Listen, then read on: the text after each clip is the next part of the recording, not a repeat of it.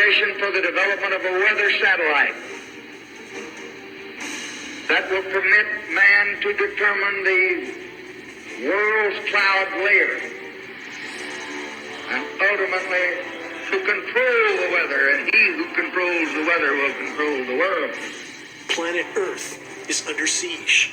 The human race and the web of life, the same. How long do we have? Runaway climate and ecological collapse aren't coming. They're here.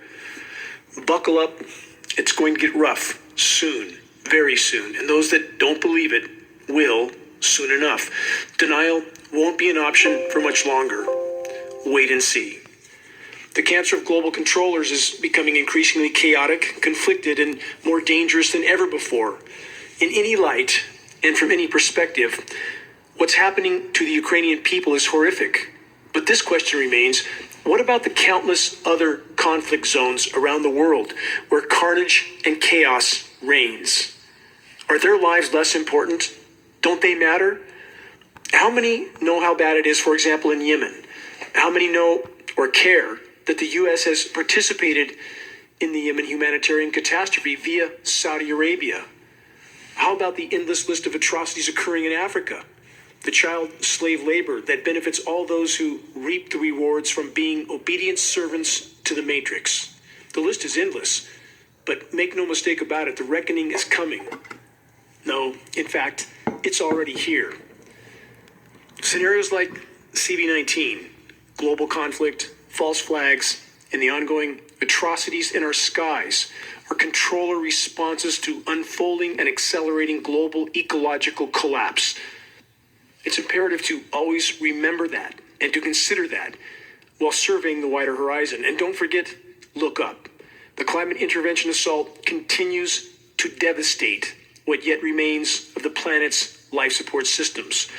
And for all those that fortify their denial by telling themselves that they, i.e. those in power, the money printers, would never do anything to jeopardize their lives or their world, if only such a naive notion were even remotely true.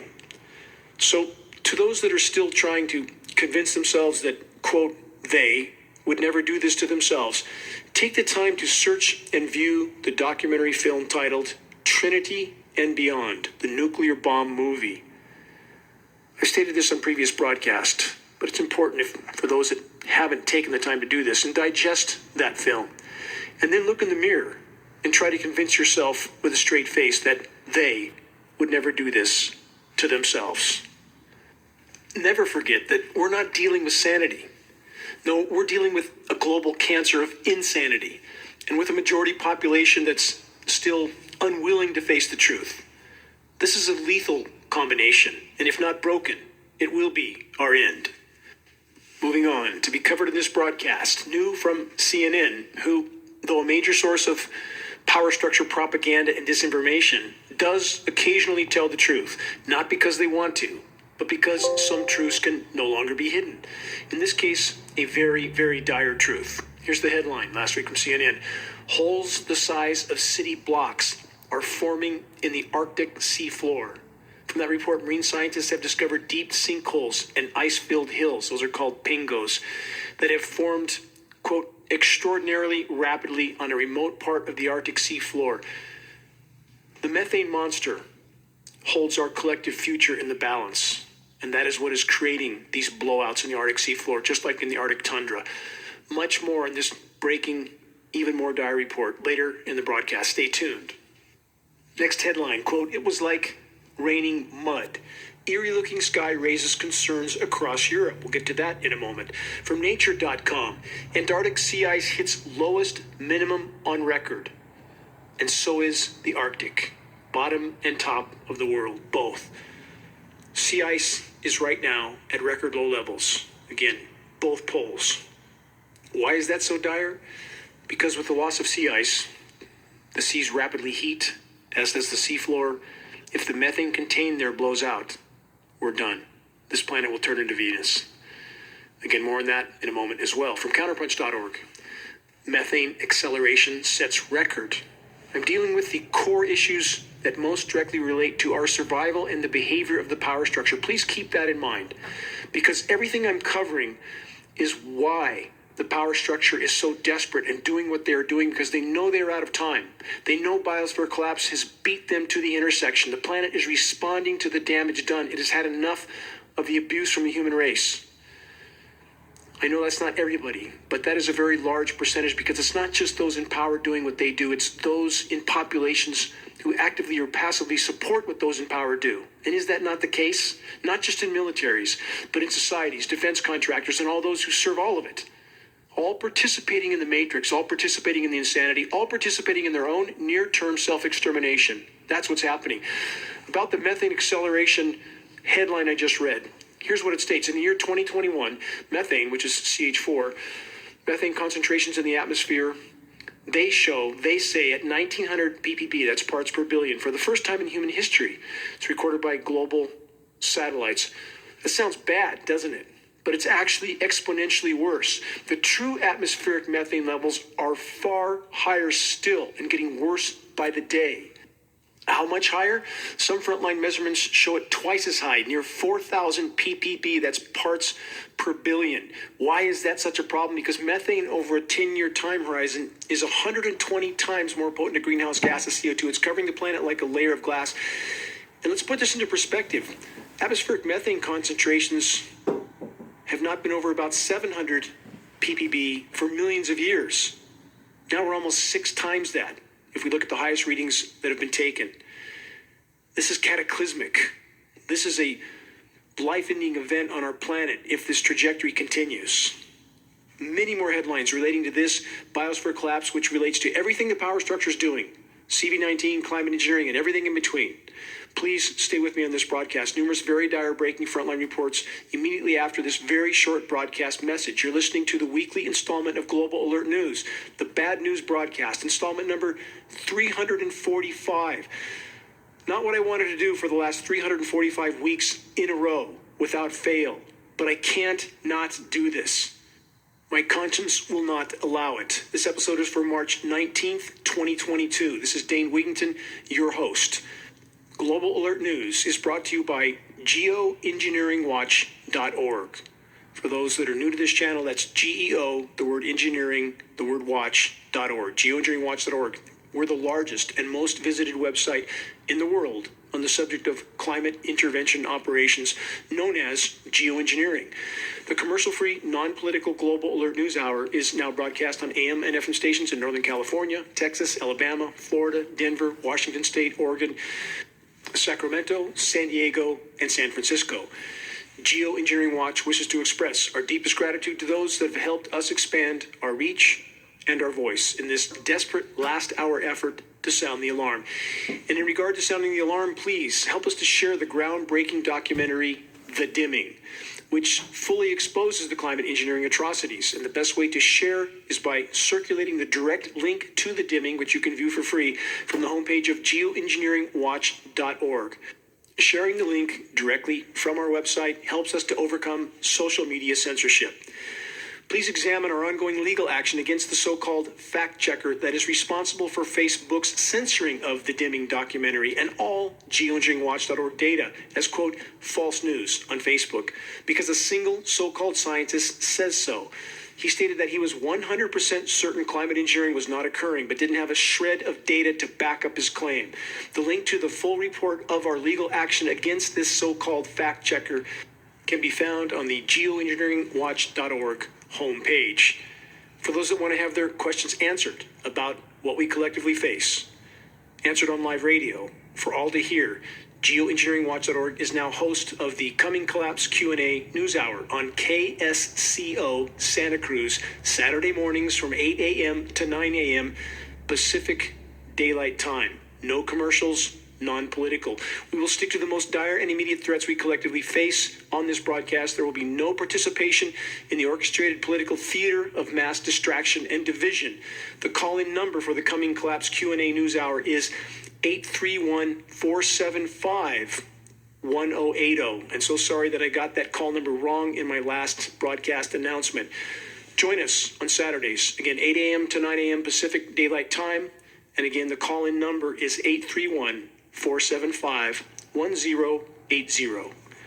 I'll look forward to discussing the converging catastrophes that are closing in on us all with those that are willing to ring in and make their voices heard. Unfolding and accelerating biosphere collapse will remain the bottom line factor that's fueling power structure desperation. Never forget that. More breaking reports. This from last week. The loss of insects is an apocalypse worth worrying about. You think? That's from multiple sources. A world without bugs, they say, is a world we don't want to live in. The report then states, one meta-study from 2019 found that 40% of insect species are declining around the world. They compared that to other creatures and found that the extinction rate for the insects is 8 times faster than it is for mammals or birds. This is total disinformation.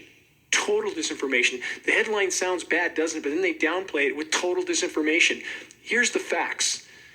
Global insect populations, terrestrial and aquatic, are down about 80 to 90%.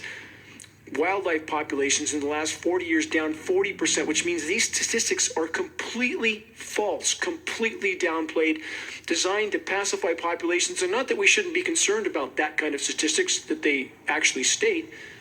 They sound bad, they are bad, and any responsible human being would be concerned. But the fact is that most human beings in our societies today really don't care that much if they don't think it's going to affect them in the near term. And that's sad. That's pitifully sad. Indigenous populations, U.S. indigenous populations, considered any decision they made and how it would affect the 7th generation, how incredibly far we have drifted from such a moral compass. And in overall context, a few more not so fun facts. Global species extinction rate today, we're losing 200 to 300 species of plant, animal, and insect every single day to extinction. That's 15,000 times the background rate. That's 1.5 million of normal. How long does anyone think that can continue? Next headline, Great Barrier Reef hit by 6th mass bleaching event. Leading coral scientist says the Great Barrier Reef is done for all practical purposes. One of the 7 wonders of the world, and it's done. And I've had the incredible honor to have been involved with 2 private expeditions there to dive on that reef, now about 3 decades ago. And how sickening and saddening it is to know that that miracle, the Great Barrier Reef, is now turning into a vast expanse of lifeless rubble. Just like the kelp beds that once covered the coast of the U.S. west of California, Channel Islands, now 95% gone. And about Australia, something you never hear about is its vast kelp forests, much bigger than the Barrier Reef, around the entire south rim of Australia, now gone. Also 95% gone, a much larger ecosystem than the Barrier Reef itself, and no one talks about it. How much are we not being told? We can't know. But what we do know is far more than bad enough. We're not going to be here much longer on the current course. A reminder of this recent report on that subject from Scientific American. Quote, humans are doomed to go extinct. Not my words, Scientific American. And again, that conclusion is not hard to come to if anybody takes any objective examination of the data. This states habitat degradation, low genetic variation, and declining fertility are setting Homo sapiens up for collapse. The most insidious threat to humankind is something called extinction debt. There comes a time in the progress of any species, even ones that seem to be thriving, when extinction will be inevitable, no matter what they might do to avert it. The cause of extinction is usually a delayed reaction to habitat loss. The species most at risk are those that dominate particular habitat patches at the expense of others. Does all this sound very familiar? The Sci American report continues with this. Humans occupy more or less the whole planet. And with our sequestration of large wedges of the productivity of this planet-wide habitat patch, we are dominant within it. Homo sapiens might therefore already be a dead species walking. And here's the final statement from the Scientific American report. Quote, if we're going to write about human extinction, we'd better get started writing now. That's an understatement. How are the global controllers responding to unfolding and accelerating biosphere collapse? Here are 2 pieces to the puzzle. The listener can decide where they fit into the bigger picture. 2 billion genetically modified mosquitoes are about to be released in the U.S. From that report, scientists have been playing God with the mosquitoes for a couple of years now. Back in 2021, British company Oxitec released 750 million lab-modified mosquitoes in Florida. Now the company is gearing up to release another 2 billion genetically modified mosquitoes across more of Florida and in California as well. The new species, codenamed OX5034, is made up entirely of male mosquitoes, or so they tell us.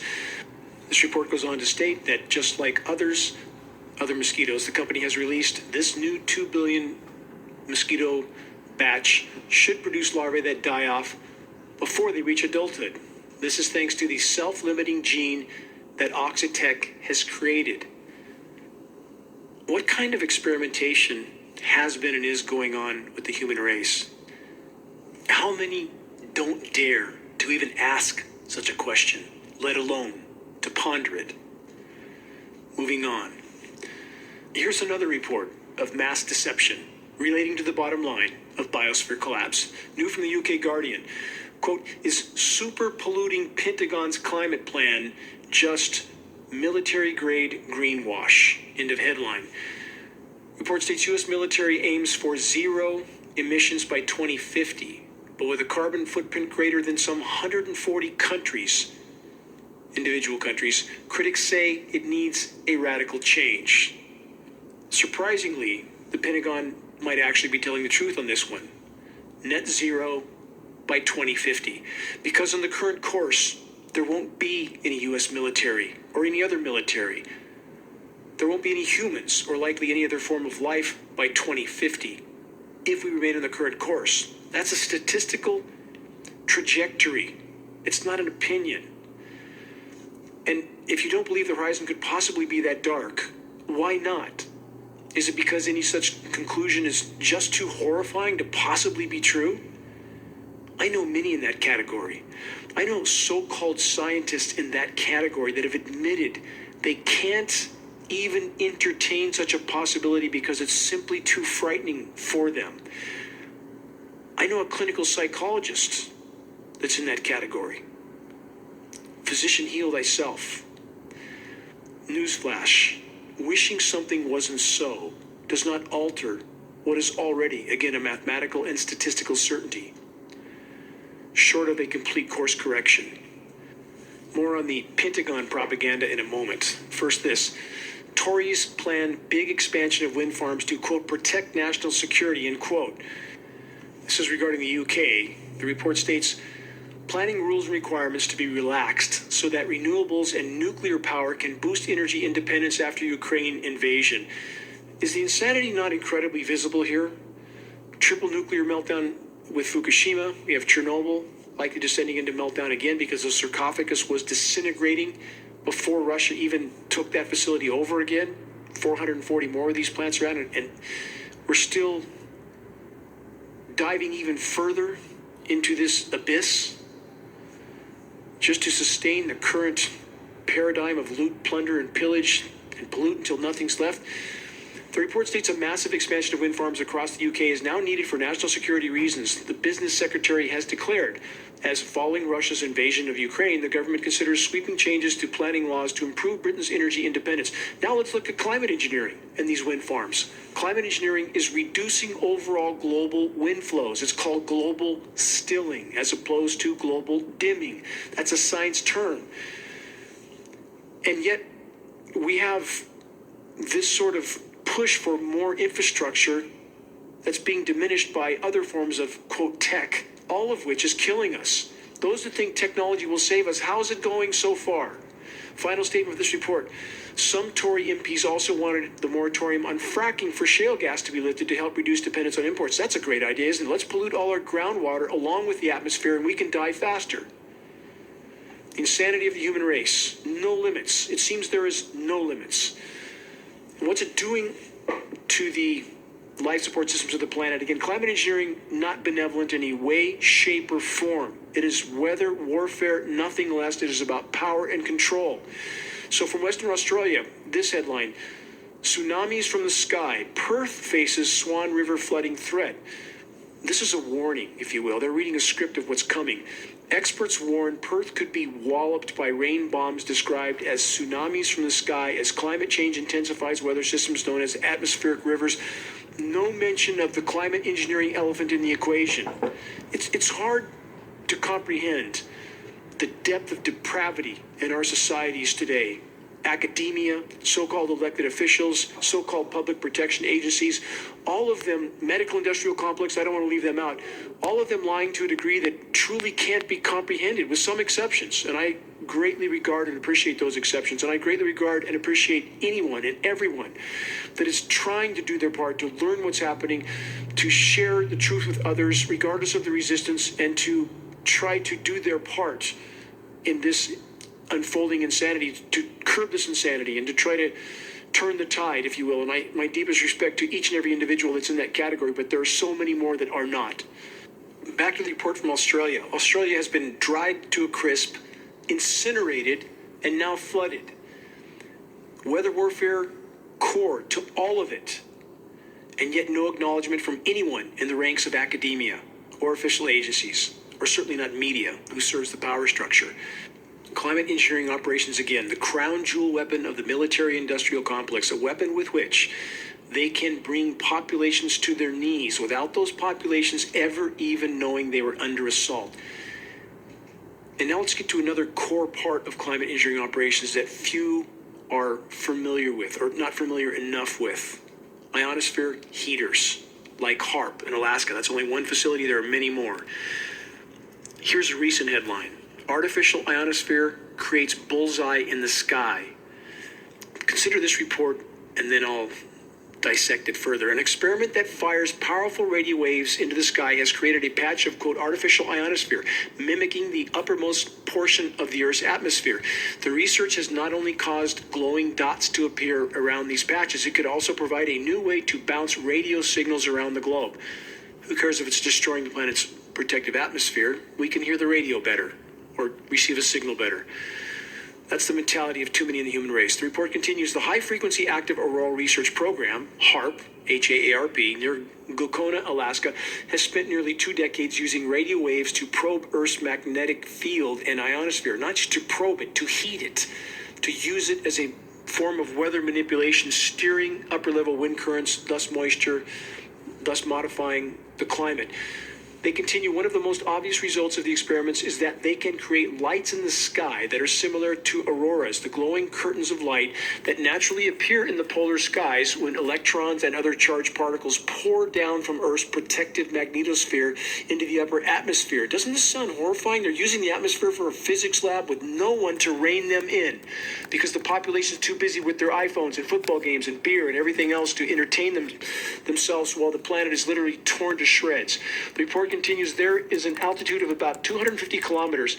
The charged particles collide with molecules of oxygen and nitrogen and make them emit light similar to the process inside a fluorescent light bulb. How wonderful. Just poking and prodding the atmosphere until it completely implodes, which it's now doing. This report continues, HARP's high-frequency radio waves can accelerate electrons in the atmosphere, increasing the energy of their collision and creating a glow because they're heating the ionosphere with catastrophic results. They continue, the technique has previously triggered speckles of light while running at power of almost 1 megawatt, but since the facility ramped up to 3.6 megawatts, it has created full-scale artificial auroras that are visible to the naked eye.